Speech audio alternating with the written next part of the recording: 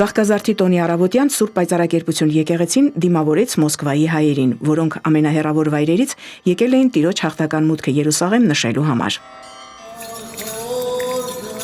Սա այն բացառիկ ու սիրված օրերից մեկն է, երբ ընտանիքներով մեծից փոքր աղոթքի են կանգնում, երբ եկեղեցին դառնում է հոգևոր մեծ տուն երեխաներ ունեցող ընտանիքների համար։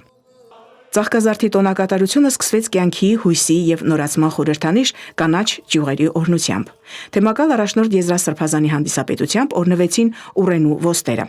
Ըստ ավետարանական պատմության, Ձիթենու եւ Արմավենու ճյուղերի ընծայումը Տիրոջը, ով մեռյալ Ղազարոսին հարություն տվեց, խորհրդանշում է մահվան հանդեպ կյանքի հաղթանակը։ Թեմակալ առաջնորդ Տեր Եզրաս arczepiskopos Ներսիսյանն օրհնության խոսքում նշեց, որ ինչպես այն ժամանակ մարդիկ ուրախությամբ դիմավորում էին Հիսուս Քրիստոսին ճյուղերով ծածկելով նրա ճանապարհը, այնպես էլ այսօր հավատացյալները ողջունում են Տիրոջն իրենց սրտերում։ Շնորհավորում եմ մեզ բոլորիս եւ կրկին անգամ փառք տալիս Տիրոջը, որ մենք այս հավատարմությամբ, այս գիտակցված հավատքով փորձում ենք մեր աստվածապարգև կյանքը աստվածահաճո ազգոքուտ եկեղեցաշահ գործերով,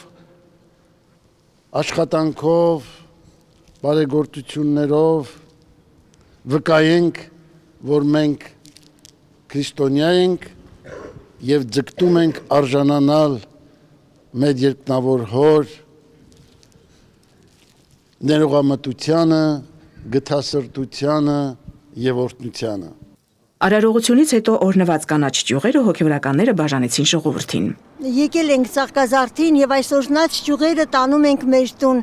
որպես դարևոր Հայաստանի, մեր առաջի քրիստոնեական երկրի շունչը, որ մեր տան մեջ միշտ անմահ լինի։ Այսօր մեծ տուն է, 2000 տարի առաջ մեր Տեր Հիսուս Քրիստոսը, երբ մտավ Երուսաղեմ, ժողովուրդն ուրախությամբ դիմավորեց նրան։ Այսօր նույն ուրախությամբ մենք էլ ենք եկել նշելու տոնը։ Շնորհավորում եմ բոլորի Ծաղկազարդը։ Անդաստանի կարգից հետո մատուցվեց Սուրբ եւ անմահ պատարագ։ Պատարագիչ Տեր Սեփու քահանա Ամիրյանը խոսեց տոնի խորհրդի մասին։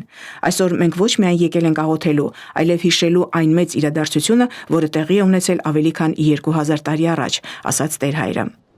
Ծաղկազարդի օրը մեր Տիրոջ Հիսուս Քրիստոսի հաղթական մուտքը Երուսաղեմ Սուրբ քաղաք մեզ ամենքից պատգամում է, որ մշտապես պատրաստ լինենք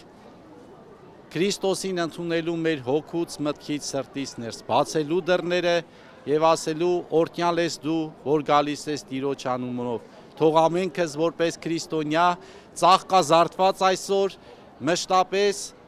ամուր պահենք անսասան կերպով քրիստոնեական մեր հավատքը եւ մնանք աջակիցներն ու պաշտպանները առաքելական մեր Սուրբ եկեղեցու։ Տոնական օրվան հատուկ հանդիսություն էր հաղորդում Կոմիտասյան պատարագի երգեցողությունը։ Այն տարվա մեջ մեկ անգամ է կատարվում միայն Ծաղկազարդի տոնին, որի բացառիկ իրավունքը շնորհված է հայորդյաց տանսաներին։ Գեղեցիկ ձայներով մաքուր եւ անկեղծ կատարումը առավել աղոթական դարձրեց մթնոլորտը։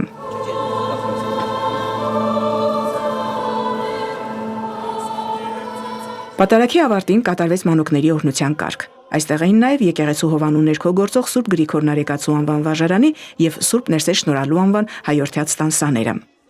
Ծաղկի հյուսերով զարդարված երեխաները կանգնեցին խորանի առաջ, որտեղ հոգևորականների հետ միասին աղոթեցին, արժանացան Եզրա Սրբազանի օրհնությանը։ Ձեր ձեռքերում պահած կանաչ ճյուղը թող դառնա հույսի խորհրդանիշ վաղվա պայծառ օրվա համար։ Լավ սովորեք եւ բարի գործեր կատարեք, պատգամեց Սրբազան հայրը։ Եկեղեցում յուրաքանչյուր հանդիպում նաև ազգային միասնության եւ հայրենիքի մասին հոգատարության խորհուրդ ունի։ Այս անգամ էլ Մոսկվա բնակ հայերը որպես հոգու պարտք իրենց զորակցությունն արտահայտեցին հայ եկեղեցուն, պահանջելով դադարեցնել հալածանքները եւ ազատ արձակել ազատազրկված հոգևորականներին։